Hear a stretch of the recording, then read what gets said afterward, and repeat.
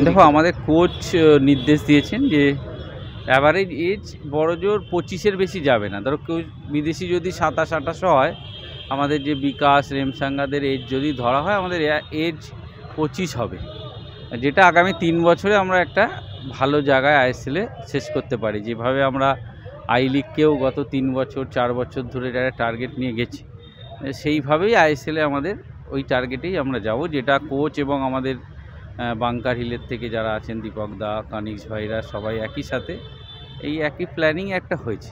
দেখো একটা জিনিস যে একটা ভালো টিম করতে গেলে পয়সাটা ব্যাপার না, পয়সার সাথে যদি তুমি সঠিকভাবে যদি তুমি পয়সাটাকে খরচ করতে পারো, তাহলে একটা ভালো টিম তুমি করতে পারো। যেভাবে আমরা গত বছর আই লিগের টিম করেছিলাম, সেরকম আমাদের যে আই লিগের যে ভারতীয় খেলোয়াড় যারা থাকবে, তারা যেরকম গত বছর আমাদের টিমে ছিল যারা, তাদেরকে অধিকাংশ রাখার চেষ্টা করছি। তার সাথে আমরা একটা কম্বিনেশানের চেষ্টা করছি, যেটা ধরো একটা গোয়ানিজ ছেলে যদি একজন থাকে, আমরা আর একটা গোয়ার প্লেয়ার নেওয়ার চেষ্টা করছি। একটা আর্জেন্টিনার খেলোয়াড় থাকলে আমরা চেষ্টা করছি আর একটা আর্জেন্টিনার খেলোয়াড় নেওয়ার।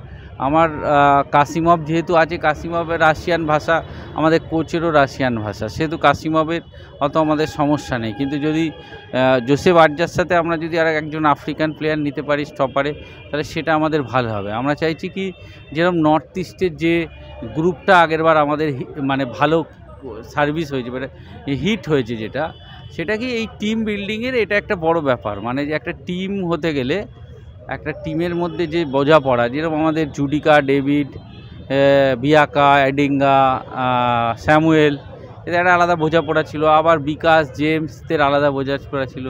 জাসিম আর ইরশাদ ছিল। সেরকম আমরা মানে বিদেশি প্লেয়ার হলেও একই দেশের দুজন করে রাখার চেষ্টা করবো আমরা, যাতে টিম বিল্ডিংটা। কেন এখন আমরা যা দেখেছি যে বিদেশিরা একটা ফ্যাক্টর, ইন্ডিয়ান প্লেয়ার কিন্তু 19-20, সে আইএসএল বলো আই লিগে বলো, সেখানে ভালো বিদেশি আমরা নেবো। মানে আমরা সেইভাবে বাজেটটা আমরা করেছি যে মানে তোমার ভালো বিদেশি নেওয়ার মতো, মানে এটা আমাদের আছে এখন, মানে সেই বাজেটটা আমাদের আছে।